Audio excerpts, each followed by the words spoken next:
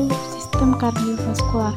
Kardiovaskular terdiri dari dua suku kata, yaitu kardiak dan vaskular, di mana kardiak yang berarti jantung dan vaskular yang berarti pembuluh darah.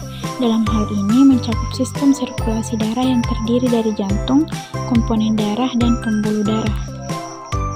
Sistem kardiovaskular merupakan organ sirkulasi darah yang terdiri dari jantung, komponen darah, dan pembuluh darah yang berfungsi memberikan dan mengalirkan suplai oksigen dan nutrisi ke seluruh jaringan tubuh yang diperlukan dalam proses metabolisme.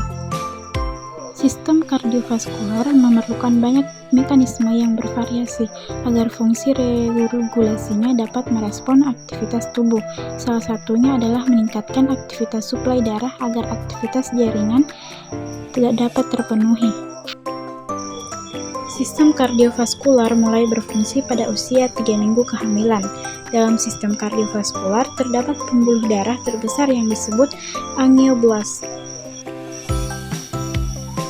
Angioblast ini timbul dari 3 lapisan, yaitu mesoderm, merenkim, dan juga menimbulkan pembuluh darah dan darah. Adapun untuk penjelasan dari sistem kardiovaskular dan juga anatomi dan fisiologi dari sistem kardiovaskular akan kita ketahui di slide berikutnya. Sistem kardiovaskular yang pertama ada jantung. Jantung berbentuk seperti pir atau kerucut seperti piramida terbalik dengan aspek superior dan posterior, berada di bawah dan basis berada di atas. Pada basis jantung terdapat aorta, batang nadi paruh, pembuluh balik atas, dan pembuluh balik bawah. Jantung sebagai pusat sistem kardiovaskular terletak di sebelah rongga dada, sebelah kiri yang terlindung oleh kostek tepatnya pada mediastinum. Adapun bagian-bagian dari jantung ada dua, yaitu basis cordis, yaitu bagian jantung sebelah atas yang berhubungan dengan pembuluh darah besar dan dibentuk oleh atrium sinistre dan sebagian oleh atrium dextra. Dan yang kedua ada aspect cordis, yaitu bagian bawah jantung berbentuk puncak kerucut tumpul. Adapun fisiologi jantung, yaitu yang pertama sifat rutinitas atau otomatis, secara potensional berkontraksi tanpa adanya rangsangan dari luar. Yang kedua yaitu mengikuti hukum gagal atau tuntas, yaitu impuls dilepas mencapai ambang rangsang otot jantung maka seluruh jantung dan akan berkontraksi maksimal. Yang ketiga tidak dapat berkontraksi tetanik, dan yang terakhir yaitu kekuatan kontraksi dipengaruhi panjang awal otot. Yang kedua ada struktur dan anatomi pembuluh darah. Nah, pembuluh darah adalah prasarana jalan bagi aliran darah ke seluruh tubuh. Aliran darah dalam tubuh terdiri dari keempat, yaitu aliran darah koroner, aliran darah portal, aliran darah pulmonal, dan aliran darah sistematik.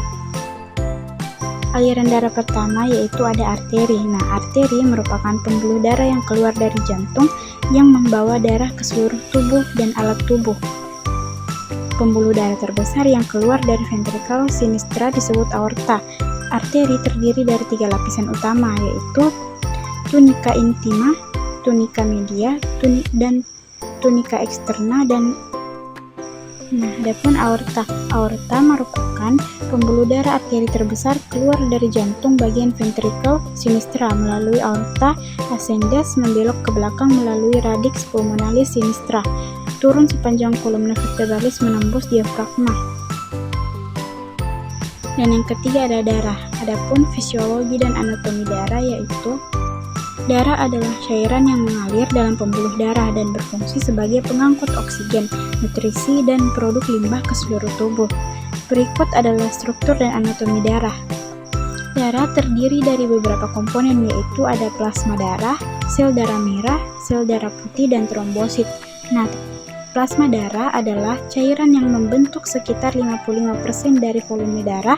Plasma darah mengandung air, protein, gula, lemak, dan elektrolit. Yang kedua ada sel darah merah atau eritrosit, yaitu merupakan sel darah merah yang berfungsi sebagai pengangkut oksigen ke seluruh tubuh. Sel darah merah mengandung hemoglobin yang berfungsi sebagai pengangkut oksigen.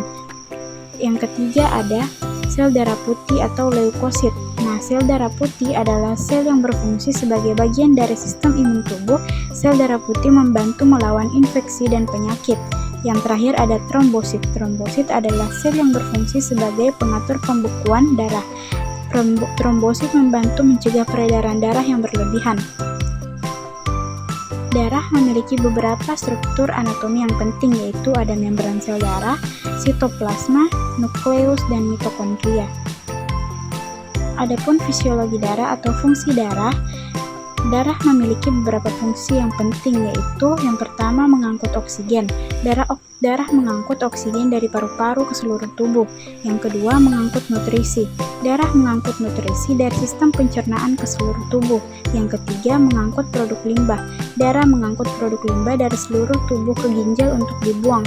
Yang terakhir ada mengatur suhu tubuh, di mana darah membantu mengatur suhu tubuh dengan mengangkat panas dari bagian tubuh yang lebih hangat ke bagian tubuh yang lebih dingin.